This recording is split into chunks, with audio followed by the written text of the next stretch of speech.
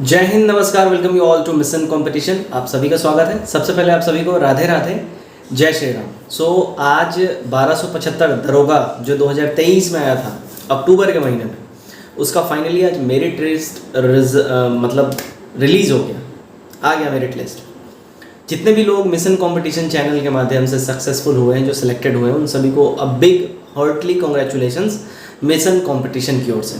और जितने भी लोग सक्सेसफुल हुए हैं 1275 में, जिनका मेरिट लिस्ट में नाम आया है, काइंडली करके कमेंट करके अपना नाम जरूर से जरूर शेयर करिए। इससे दूसरे स्टूडेंट्स को भी मोटिवेशन मिलेगा, हमें भी मोटिवेशन मिलेगा। बात करते हैं, आज जो रिजल्ट आया है उसमें आपने कट ऑफ डेफिनेटली देखा होगा, 162 के आसपास कट ऑफ जा रहा है, यानी कि लगभग 81 साढ़े 81 जब आप मतलब 81 साढ़े 81 सही कर रहे हैं तब आपका रिजल्ट आ रहा है। मतलब ऑन एन एवरेज अगर आप 82 क्वेश्चन सही कर रहे हैं, 100 × 2 कर दीजिए, 200 नंबर का पेपर होता है, उसमें से आपका 162 पे रिजल्ट आ रहा है, कट ऑफ बन रहा है। मतलब आप बस ये अंदाज़ा लगाइए कि कितना हाई कट ऑफ किया होगा।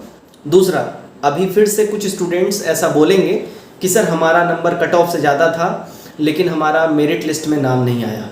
अगेन मैं फिर से बोलूँगा, देखिए दरोगा का जो पेपर है उसमें आपको ना OMR मिलता है ना क्वेश्चन पेपर मिलता है, तो आप आकलन कैसे कर सकते हैं कि आपका ज़्यादा नंबर है। बात समझिएगा, ठीक है। मैं आपके आकलन पे क्वेश्चन नहीं उठा रहा हूँ, लेकिन होता क्या ना, एग्जामिनेशन हॉल से जब हम लोग बाहर निकलते हैं तो बहुत से ऐसे क्वेश्चन होते हैं जो दिमाग से स्किप कर जाते हैं, या तो हम लोग जो आंसर लगा के आए होते हैं हम लोग घर पे आके उसको गलत गिन लेते हैं, है ना, या सही गिन लेते हैं, तो बहुत हौच पौच हो जाता है। तो बिना OMR बिना क्वेश्चन पेपर के आप अपने नंबर का सही आकलन नहीं कर सकते हैं। दूसरा बात, बहुत जो ऐसे स्टूडेंट बोल रहे हैं कि हमारा नंबर ज़्यादा था फिर भी हमारा नहीं हुआ, उसके पीछे एक दूसरा मेजर रीज़न ये भी हो सकता है कि देखिए एज जो है, एज के अनुसार कट ऑफ आपका जो है आप उसको सस्टेन नहीं कर पा रहे हैं।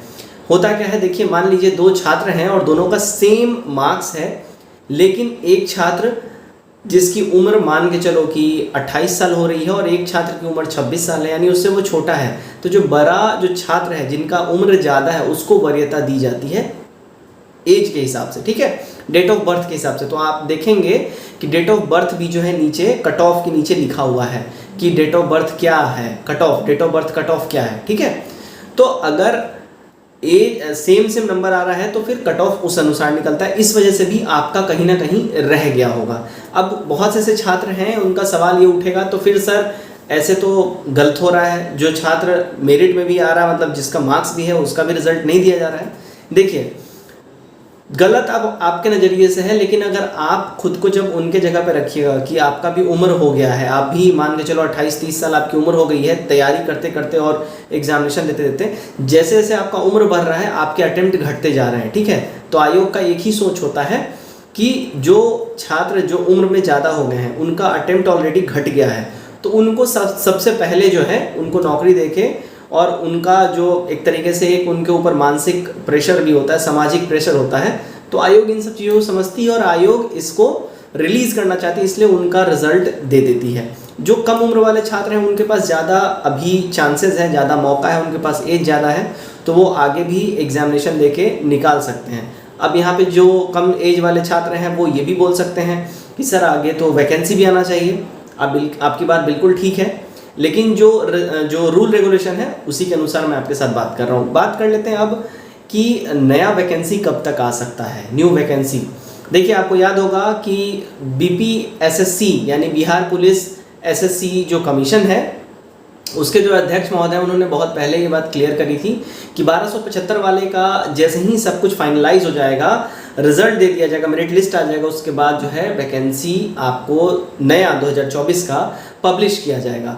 As you all know that, मैं बार बार आपको ये बात बोल रहा हूँ कि चांसेस हैं अगस्त के आसपास में आपको नोटिफिकेशन देखने मिल जाएगा, ठीक है। और इसका एग्जामिनेशन अगेन दिसंबर में आपसे कंडक्ट करवाया जाएगा, ठीक है। और जैसे मेंस जो अभी चलेगा आपका फरवरी में जो है आपका मेंस ले लिया जाएगा, जनवरी फरवरी के आसपास में, और मार्च के आसपास में आपसे मार्च अप्रैल के महीना में दौड़ हो जाएगा और मई तक आपका फाइनल कर दिया जाएगा।